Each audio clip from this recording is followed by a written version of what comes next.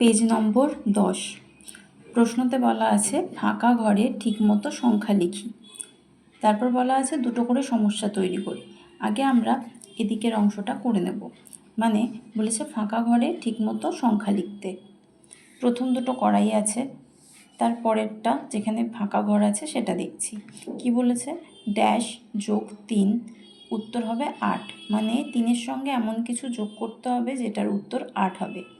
এই অঙ্কগুলোর ক্ষেত্রে একটা শর্টকাট নিয়ম হচ্ছে, যা এখানে চিহ্ন বলা থাকবে তার ঠিক অপোজিটটা করতে হবে। মানে উত্তর হচ্ছে 8, এখানে দেওয়া আছে একটা সংখ্যা 3, এখানে চিহ্ন হচ্ছে যোগ, যোগের বিপরীত চিহ্ন হচ্ছে বিয়োগ। তাহলে আমরা বিয়োগ করব, 3-এর থেকে 8 বিয়োগ করব। করলে কত হয়? 3-এর পরে 4, 5, 6, 7, 8, 5 হচ্ছে।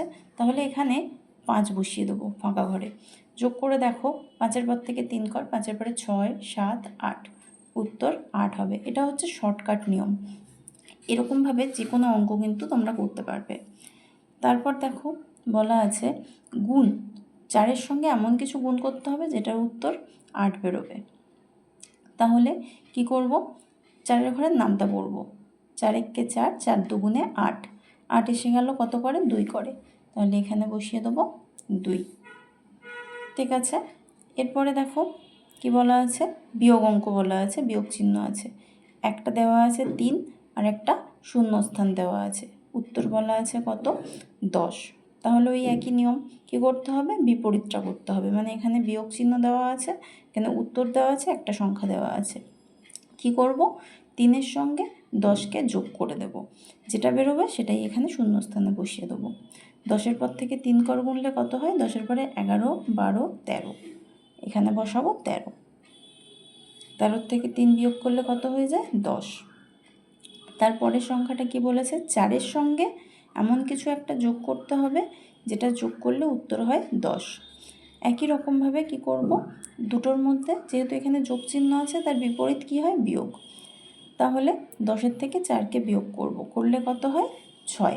এখানে শূন্যস্থানে 6 বসিয়ে দেবো। এবার 4-এর সঙ্গে 6 যোগ করে দেখো, উত্তর 10 এসে যাবে।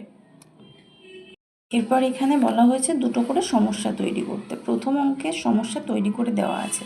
তারপরের অঙ্কে 5-এর সঙ্গে 3কে যোগ করলে কত হচ্ছে? 8। এটা দিয়ে একটা সমস্যা এখানে আমি একটা তৈরি করেছি। তোমরা নিজের ইচ্ছা মতো নাম আর প্রশ্নটা বানিয়ে নিতে পারো। আমি একটা উদাহরণ দিচ্ছি, যেমন রমা বাজারে গিয়ে 5 টাকার কলা ও 3 টাকার জাম কিনলো। এখানে কলা জামের বদলে অন্য কিছু বসাতে পারো। তার কত টাকা খরচ হলো? এটা হলো একটা যোগ অঙ্কের প্রশ্ন। তারপরেরটা কি বলা হয়েছিল? একটা গুণ অঙ্ক ছিল। 4-এর সঙ্গে 2 গুণ করে কত হয়েছিল? 8। এটার প্রশ্নটা কি? রাম ও রিমা 4টি করে বেলুন কিনলো, তাদের কাছে কটি বেলুন হলো? 4-এর সঙ্গে কি করব? 2কে গুণ করে দেবো। কেন? কারণ এখানে দুজনের কথা বলা হয়েছে। তারপরে নেক্সট অঙ্কে বলা হয়েছে 13 থেকে 3কে বিয়োগ করলে উত্তর হবে 10। এটার একটা প্রশ্ন তৈরি করতে হবে। টিনার কাছে 13টি বেলুন ছিল, খেলতে গিয়ে 3টে বেলুন ফেটে গেল, এখন তার কাছে কটি বেলুন আছে? তারপরে প্রশ্ন কি বলা আছে? 4-এর সঙ্গে 6কে যোগ করলে উত্তর হয় 10। 4-এর সঙ্গে 6কে যোগ হবে এরকম একটা প্রশ্ন তৈরি করতে হবে। কি করেছি আমি?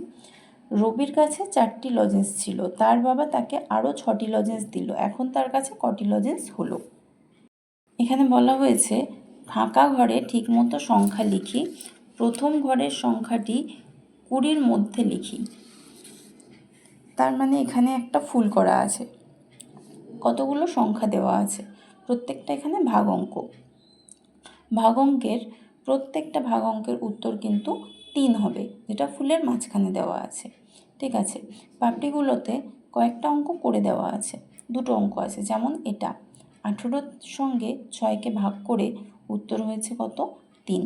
আবার আরেকটা করে দেওয়া আছে 12-র সঙ্গে 4কে ভাগ করে উত্তর হয়েছে কত? 3। এরকমভাবেই বাকিগুলো আমাদের করতে হবে।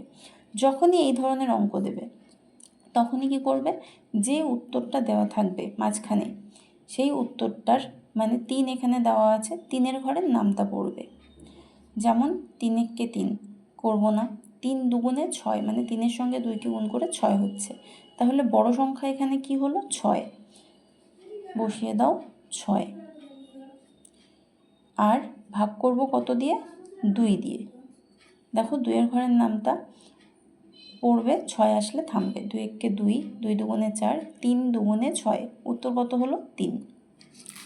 তারপরের অঙ্ক, আবার 3-এর ঘরের নামতা পড়ে দেখো, 3 একে 3, 3 দুগুণে 6 হয়ে গেছে, 3 4-এ 12 হয়ে গেছে, 3 6-এ 18 হয়ে গেছে, 3 7-এ 21। তাহলে আমরা এখানে করতে পারি 21, এটা 7, 7-এর ঘরের নামতা পড়বো, 21 আসলে থামবো। 7 একে 7, 7 দুগুণে 14, 3 7-এ 21, 3 করে হচ্ছে, তার মানে আমাদের উত্তর 3 হলো। এরপর 7 পর্যন্ত গোনা হয়ে গেছে, 3 8-এ 24, মানে 3 8-এ 24। তাহলে প্রথম ঘরে এখানে লিখলাম 24 ভাগ 8, মানে 8-এর ঘরের নামতা পড়বো, 24 আসলে থামবো। 8 একে 8, 8 দুগুণে 16, 3 8-এ 24, উত্তর হলো 3। বোঝা গেছে? এইভাবে কিন্তু যে কোনো রকম অঙ্ক তোমরা করে নিতে পারবে খুব সহজেই।